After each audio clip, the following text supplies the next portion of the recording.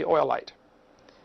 And if you open your medicine cabinet in your house or in your bathroom or wherever it is, I think you'll see an awful lot of bottles full of stuff that unplugs the symptom.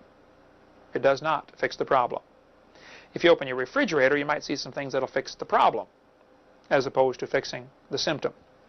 And if you learn to look at your body as a very complex machine and realize that there's different things the body tries to tell you. There are symptoms, deficiency signs, and that can be a whole study just on deficiency signs. If you're low in a certain vitamin, you get a certain problem. If you're low in vitamin C, you might get hangnails or gums that bleed or achy muscles. That might be your body trying to tell you you're low in vitamin C. If your muscles cramp easily, especially the calf muscle, you might be low in calcium. If you get headaches easy or you have unusually stinky feet, if your sweat smells worse than it should, they say you're probably low in protein, a digestible protein. And we'll have someone on this tape who's an expert on nutrition that you can get advice from them. Just all you got to do is read off the symptoms and she'll be able to tell you, mostly correctly as far as I understand, exactly what you need, what you're deficient in. It's sort of like taking your car to an expert mechanic. He can oftentimes just listen to it and say, oh, you need this and this and this. Well, if he's got years of experience working on cars, he can do that kind of thing. Whereas if a person has lots of experience working with the body from a nutritional standpoint, you can oftentimes just tell them your symptoms and they'll tell you what you need. And they may not always be right, but at least it's the right way to start, I think. The Bible says in Psalm 104, bread strengthens man's heart. If bread strengthens your heart, we need to look at how bread used to be when this verse was written. It used to be they had to bake bread fresh every day. About 150 years ago or so, they learned if they took out the vitamin E and the lecithin, the bread would last longer. And so they got more profits. Now the bread didn't go bad sitting on the shelf by taking out these vitamins. So they invented white flour, white bread.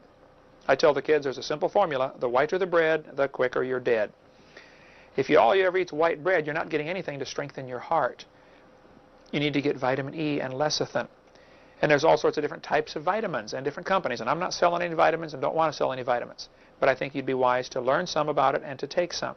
There's a great book called Alive and Well about how a doctor in California uses just simply nutrition to treat all sorts of diseases.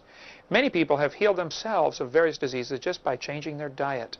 George Malcolmus used to be in Edson, Tennessee, now moved to North Carolina. George Malcolmus has a great book called God's Way to Ultimate Health. He used to have people come in, he still does, I guess, gives his diet where people can get cured of some unbelievable diseases.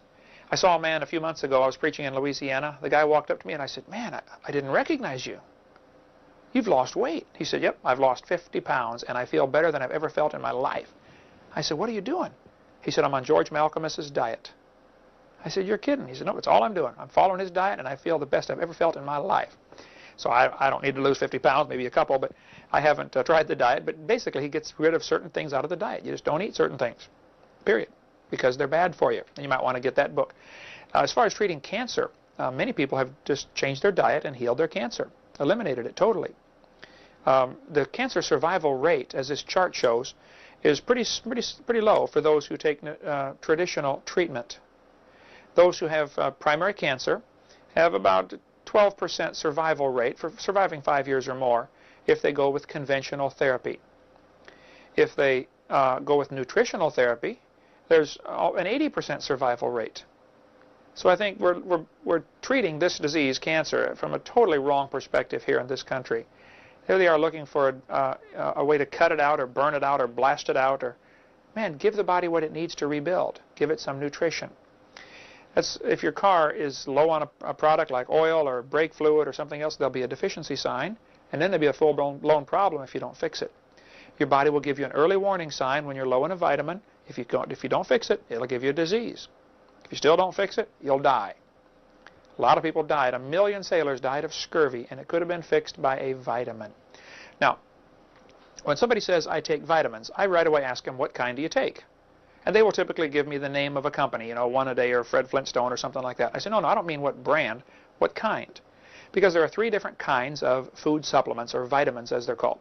There are synthetic vitamins, there are natural vitamins, and there are live vitamins. A good way to explain this is if you wanted to fill up your church for a meeting, you can go to the store and pick out all the mannequins, the dummies, out of the windows, dress them up, bring them to church, set them in the pew. Church is full, and they look real, but they're synthetic. They're fake. They won't tithe. They won't sing. They just help fill the church. Many vitamins that people take that they buy at the store are synthetic. They're fake. They're man's attempt in the laboratory to do what God did in the real world. They're not going to do you much good. The second type of vitamin is natural vitamins. Again, if you want to fill your church, you can go to the mortuary and get 50 bodies and dress them up in suits and set them in the pew. They don't sing. They don't tithe. They just raise a stink after a while. What you have done, though, you have filled your church with 100% natural bodies, but they're dead. A lot of vitamins that people take are 100% natural, but they're dead because of the way they were processed. And it's an easy test you can do at home on your own. Get some corn. If you're going to plant corn in your garden, take the seeds, divide them into 2 piles. Take pile A and cook it. Then go plant it. Take pile B and just plant it. You'll find the seeds from pile A do not grow because they've been destroyed in the cooking. Now, under the microscope, they probably would still look nearly identical. And many people sell natural vitamins that look good under the microscope and come from a natural source, but they killed them in the processing. If you took oranges and squeezed the juice out, put the juice in a bowl and boiled it to get rid of the water, and packed the residue into tablets, you would have 100% natural vitamin C. But it's dead. You killed it when you cooked it. To get vitamins that are still alive or haven't been destroyed in processing is much more expensive. So most of the companies that produce good quality vitamins that really are alive don't even bother selling them through stores because nobody'd buy them. I mean, if you went to the store and saw a bottle of vitamin C for $3 and next to it's a bottle of vitamin C for $5, people don't take time to understand. Maybe the $5 one is still alive. They took the extra care to keep it alive in processing. So I think you'd be wise to understand some of the things about nutrition and vitamins and get the good quality stuff. And I'm not selling anything and don't want to sell anything. But I have for years taken Shaklee vitamins and I highly recommend them. They are the largest vitamin company in the world, as far as I know the world. I know in America. And they never advertise. They just they produce a quality product that is as close to nature as possible. They do the least amount of processing as possible. And all I can tell you is they work. I take them and I feel good. You need to find out what your body needs. And you can do that by studying deficiency signs. Okay, if you're sick, several steps I would take. If I had a disease or a problem, I would go through several steps. First of all, I would check to see if there's a cause that I can eliminate. Maybe I'm doing something wrong. Maybe it's my diet. Maybe it's my attitude. Maybe it's not enough rest. Maybe it's too much stress. I would eliminate all of the possible things that I can understand that I might be doing to cause it. Secondly, if that didn't work, I would pray and say, God, would you please take this away? Just take it away from me, God. Paul was given a thorn in the flesh, and he prayed and said, Lord, please take it away. He besought the Lord 3 times, asked him, please take this away. God didn't take it away. He said, my grace is sufficient for thee. You can live with this, Paul. And Paul had to go through life suffering. Even Jesus on the cross, or before he went to the cross, said, Father, if thou be willing, remove this cup from me. Nevertheless, not my will, but thine be done. It may not be God's will to heal you of your suffering or pain. My good friend John Bishop in Triple S Christian Ranch in Heber Springs, Arkansas, has gone through incredible suffering. And God has used that in his life to teach him many things. He's just been such a great godly Christian. He was before, but this has really done something to him, changed him in a very positive way. The suffering has been good for him. And so if I did everything I could to get rid of the possible sources of my causing it, I'd ask God to take it away. If he didn't take it away, I'd learn to live with it. I'd probably go and have the pastor of the church, I'd ask him to anoint me with oil. The Bible says to do that. But ultimately, you might just have to learn to live with it. To say, God, okay, I'll just accept it and keep on serving you.